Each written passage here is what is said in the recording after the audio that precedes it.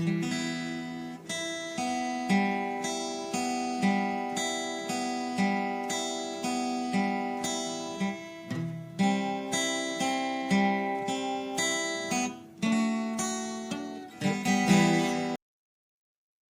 పరిశుద్ధ నామంలో మీకు శుభములు తెలియజేస్తున్నాను. యెషయా గ్రంథము 55వ అధ్యాయము 6వ వచనము చదువుకుందాము. యెహోవా మీకు దొరుకు కాలమునందు ఆయనను వెదకుడి. ఆయన సమీపంలో ఉండగా ఆయనను వేడుకొనుడి.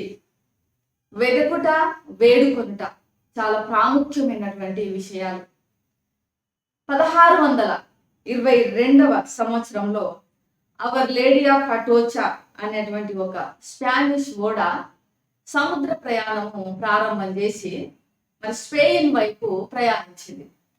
ఈ అటోచా అనేటువంటి ఓడ అమెరికాలోని గనుల నుండి చాలా బంగారంతో నిండిపోయింది. దాదాపు 2 నెలల కాలం పట్టింది ఆ బంగారము ఆ ఓడలో నింపటానికి. అలా నింపబడిన తర్వాత ప్రయాణం చేస్తున్నప్పుడు అకస్మాత్తుగా వచ్చినటువంటి సుడి గాలులతో వచ్చిన తుఫానును బట్టి ఆ ఓడ సముద్రంలో మునిగిపోయింది. చాలా సంవత్సరాలు లేదా ఒక దాదాపు 300 సంవత్సరాలు అది అలానే ఉండిపోయింది. అయితే 1969లో ఒక అమెరికా దేశస్థుడు మరి ఫిషర్ అనేటువంటి ఒక ఆయన ఏం చేశాడంటే ఈ యొక్క అటోచా ఓడను సముద్రంలో నుంచి వెతకటానికి ప్రయత్నం చేశాడు. చాలా ప్రయత్నాలు చేశాడు. ఒక్కసారి, 2 సార్లు, 3 సార్లు, దాదాపు 15 సార్లు కూడా ఆయన ప్రయత్నం చేశాడు. చాలా $1000 ఖర్చు మరి ఆయన చేశాడు. అయినప్పటికీ కూడా ఆయన విడిచిపెట్టకుండా ఆ రీతిగా వారు వెతికి మరి కొన్నిసార్లు డిసప్పాయింట్మెంట్, అసలు దొరికిద్దా లేదా అని, ఇంకొక వైపు ఆశ, ఖచ్చితంగా దొరికిద్దనే విశ్వాసం. ఆ రీతిగా మరి వాళ్ళు వెతికినప్పుడు చివరకు దొరికింది. చాలా సంవత్సరాలు, 16 సంవత్సరాలు అది దొరికింది. ఎంతో బంగారంతో కూడినటువంటి నిధి దొరికింది. అందులో ఒక రింగు, మరి ఆ రింగు విలువ ఎంత అంటే 500 లేదా 5 లక్షల విలువ చేసినటువంటి రింగు. మరి అంటే అంత ఖరీదైనది ఆ బంగారం. ఒక చిన్న రింగుకే ధర ఎంత అంటే 5 లక్షలు పలికింది. అంటే ఇంకా ఆ రింగుకే అంత అంటే మరి ఆ ఓడలో ఉన్న బంగారానికి ఎంత ధర అంటే ఎంత మరి విలువైనటువంటి వస్తువులు అందులో ఉన్నాయి. అంటే వెతకడం అన్నప్పుడు మనం ఇక్కడ ఏమి వెతకాలి?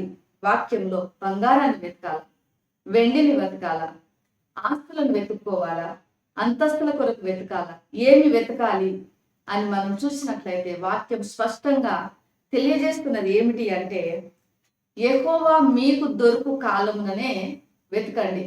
ఆయనను వెతకండి.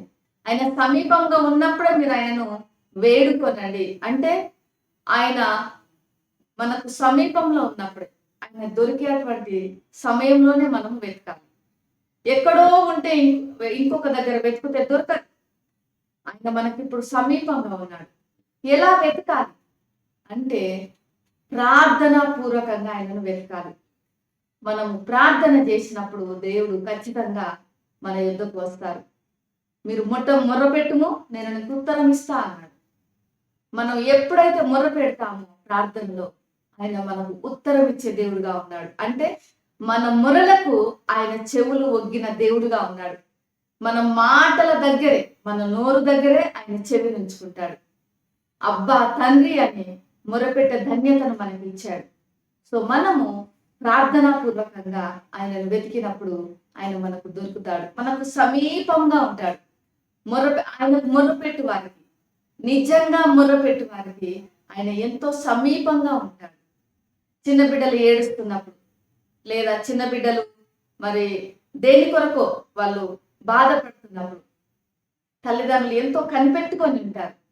ఉయ్యలలో పడుకున్నటువంటి బిడ్డను తల్లి ఏ పనిలో ఉన్నప్పటికీ కూడా ఒక కన్ను ఆ బిడ్డ పైనే ఉంటుంది.